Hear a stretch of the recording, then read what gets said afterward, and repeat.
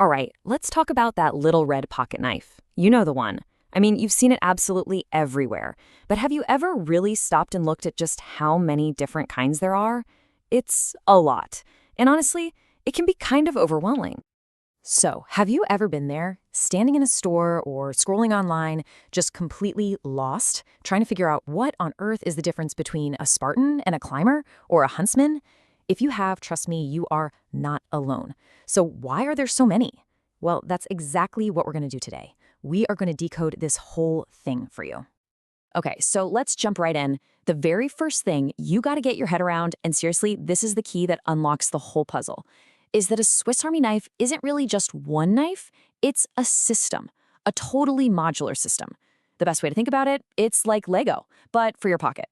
The absolute genius of it is that you can just keep adding new layers with new tools onto a standard frame without making the thing feel weird or unbalanced. So, how do we crack this code? Well, it's way simpler than you might think. It all starts with one thing, the frame size. Think of this as our secret decoder. Yeah, that's right. The secret to making sense of literally hundreds of different models isn't about memorizing every single tool combo. No way. It's just knowing that the entire catalog is built on a handful, just a few, standard frame lengths. Once you get that, I promise everything else just clicks into place. And here's where it all starts to make sense. Just look at this. These are the main families. You've got your tiny 58mm ones, the little keychain guys. Then there's the classic 91mm officer's knife. That's the one most people picture when they think of a Swiss Army knife. After that, you've got the tougher 93mm Alox line. And finally, the big boys, the 111mm locking knives for the outdoors. That's pretty much it. These few sizes are the foundation for almost every single knife they produce. Okay, so we've got the frame size down. What's next? Well, now we get to the fun part, the building blocks themselves. We're talking about the layers and all the cool tools that fit inside. Check this out. Here's that modular system in action. Let's take that classic 91mm frame. You start with a Spartan. That's your base model. Just 2 layers with a blade and some openers. Simple. Now, let's add one more layer, this time with a pair of scissors. Boom, you've just made a climber. Okay, take that climber and add another layer with a wood saw. Now, it's a huntsman. See, it's the exact same frame, just different tools, which means a different name. It really is that straightforward. So here's the really crucial takeaway. It's all about the difference between core tools and specialty tools. Pretty much every knife is going to have those core things, right? Your main blade, maybe a small one, a can opener, a bottle opener. But the massive variety, all those hundreds of models, that comes from adding the specialty stuff. We're talking scissors, wood saws, pliers, maybe a magnifying glass, or even more modern things like bit drivers and little LED lights. Every time you add one of those, you get a whole new knife. All right, so to really get the full picture, we need a quick history lesson. Because for a really long time, it wasn't just one company making these things. And that adds a whole other layer to the story. We're talking about the friendly rivalry of Victorinox and Wenger. So the whole thing kicks off way back in 1891 with a guy named Karl Elsener. He is the founder of Victorinox. But get this, by 1908, the Swiss government, to be fair and all, decides to split the military contract between Victorinox and another company called Winner. For almost 100 years, they were competitors, but friendly Swiss competitors.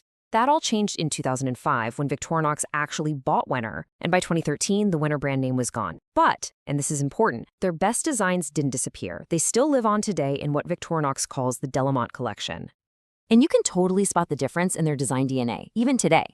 Victorinox knives, they usually have that classic straight as an arrow frame and a shield logo with sharp corners. Wenger, on the other hand, they were all about more ergonomic, kind of curvy frames, and their logo was more of a rounded, droplet shape. It's a neat little detail that can help you ID older knives if you happen to find one. Okay, so now we get the system, we know the history. Let's make this practical. How do you actually pick the perfect knife for you? Well, it's pretty simple. You just have to match the knife to your mission. So let's say you're looking for something for just everyday city life, what some people call everyday carry. You're going to want something slim, right? Something that doesn't feel like a brick in your pocket. The 84mm Alox Cadet is an awesome choice for this. It's super thin and light. Or you could go with the 91mm climber. I mean, it's a classic for a reason. Those scissors are just so useful for everything from snipping a loose thread on your shirt to tearing open a stubborn package. But what if you're heading out into the woods? Well, your needs are going to be totally different.